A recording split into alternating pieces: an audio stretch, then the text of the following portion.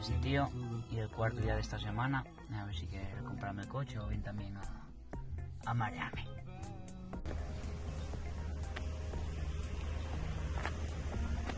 Estiqueo, media hora ya. Buenos días. Hombre, ¿qué tal, Javier? ¿Llevarás mucho esperando aquí? No, llega ahora mismo. Bueno. Ahora mismo, ya ves. ¿Qué? ¿Ya está la máquina? Sí, está nueve, ya ves, siempre estuvo conmigo, además durmió siempre en la cochera, no tiene un fallo, está impoluto. ¿Llevantes el capó? Sí,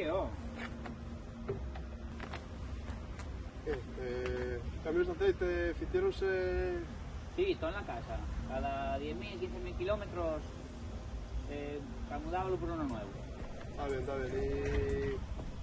¿Y qué? Es de cadena, ¿no? ¿Cómo? Sí, cadena.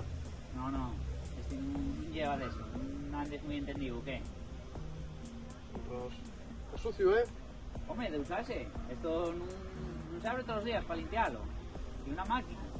No estoy yo seguro de eso. Ya te digo yo que no da fallo.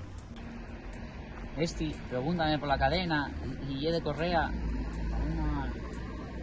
otro que viene despabilado y vio 2 vídeos en internet y piensa que ya puede rebasarme el precio de 5.000 euros.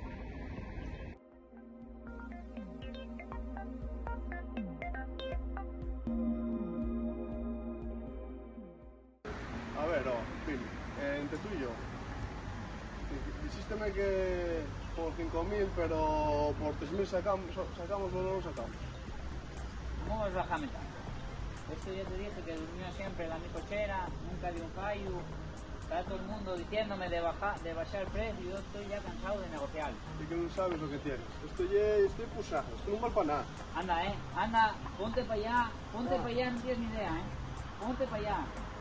No vuelvas a llamarme. Este dice que no me lo rebasa, pero por 2.000 sé yo que lo saco. Ya está fecho, ya llámame enseguida.